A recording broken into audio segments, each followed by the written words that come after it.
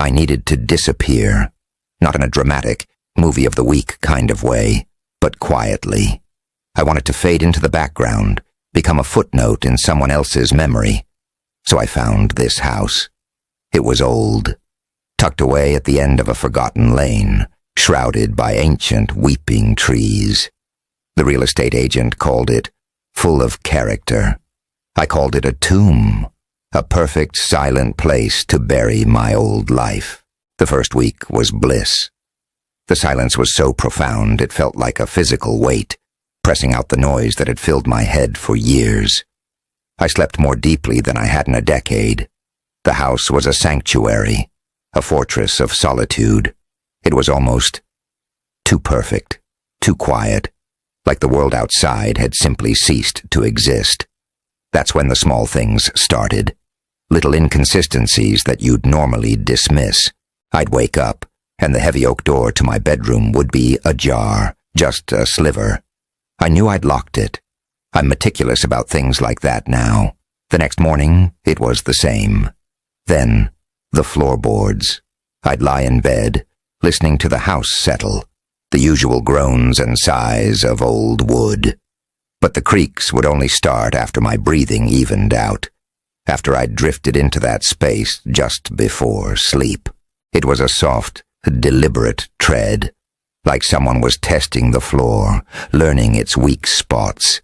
I started leaving little traps. A book balanced precariously on a doorknob, a line of salt across the threshold. In the morning, the book would be neatly on the floor, spine unbroken. The salt would be undisturbed, yet the door would still be open. It was maddening. I was either losing my mind, or I wasn't alone. Then came the mirrors. There was a large, ornate one in the hallway and a smaller one on my dresser. I have this thing about mirrors in the bedroom. I can't stand them facing the bed while I sleep. Every night, I'd turn the dresser mirror to face the wall, and every morning it would be turned back, angled perfectly to reflect my sleeping form. I'd stare at my own reflection, a stranger with wild eyes and a hollowed-out face, and wonder who had been watching me all night. I told myself it was the house, settling, my own paranoia twisting mundane events into something sinister. Houses shift, floors warp. I was sleepwalking, maybe. I needed to believe that. The alternative was too terrifying. But the feeling of being watched grew stronger. It wasn't the classic feeling of a ghostly presence. It was heavier, more fundamental. It felt like the house itself was the observer. The walls seemed to hold their breath when I walked past. The shadows in the corners weren't just absences of light. They were deep, watchful pockets of awareness that seemed to stretch and thin as I moved, always keeping me in their periphery. At night, I'd catch flickers of movement in the window panes, reflections of something shifting behind me. But when I'd spin around, the room was empty, motionless. The air grew thick, heavy with an ancient, patient intelligence. It was in the wood grain, in the dust motes, dancing in the sunbeams, in the very foundation. The house wasn't haunted. The house was the haunting. It was alive, and it was studying me. One night, the fear became too much. I couldn't sleep. I sat in a chair in the corner of my bedroom, clutching a heavy flashlight, determined to stay awake, to catch whatever it was in the act. The hours crawled by. The silence was absolute. My eyelids felt like lead. Just before dawn, my head dipped, and I must have dozed off for a second. That's when I heard it. A soft, rhythmic sound from the closet. It wasn't a creak or a footstep. It was a soft, wet, airy sound. It was the sound of breathing. But it wasn't my breath. It was a perfect mimicry. A slow, deep inhale. A long, soft exhale. Synchronized perfectly with the rhythm I fall into when I'm in a deep sleep. It was practicing. It was learning to breathe like me. I scrambled out of the chair, my heart hammering against my ribs, and flung open the closet door. Nothing Just my old clothes hanging limp and lifeless. But taped to the inside of the door was a stack of papers.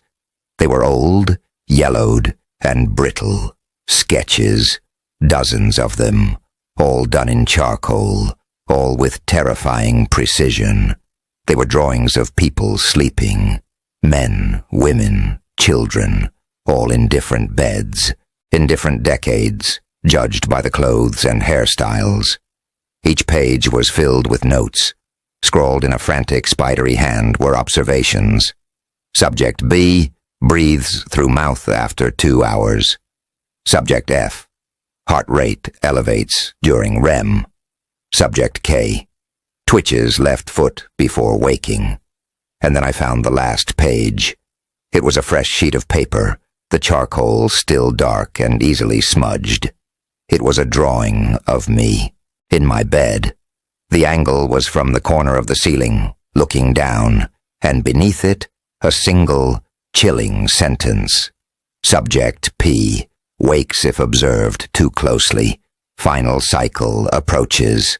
I didn't pack. I didn't even grab my wallet. I ran. I burst out the front door and didn't look back. I drove until the sun was high in the sky, until the city swallowed me whole. I found a small, sterile apartment on the 15th floor of a concrete high-rise. No old wood, no creaking floors, no whispering shadows. I was safe. For a while. It's been months now. The nightmares have faded. I'm starting to feel normal again. But last night something happened. I was woken up by a sound. It was faint, but unmistakable. The slow, rhythmic groan of settling timber. I live in a building made of steel and glass. There is no timber. I lay there, frozen, listening, and then I heard it again, closer this time. A soft creak from the hallway, just outside my bedroom door. It was the sound of a footstep, testing the floor, learning its weak spots. This morning my bedroom door was ajar, just a sliver.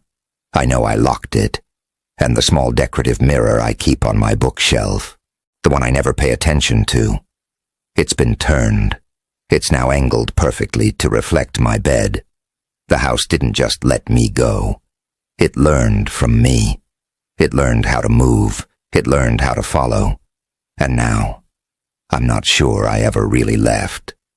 Or maybe it's just learning how to build itself a new home, right here, around me.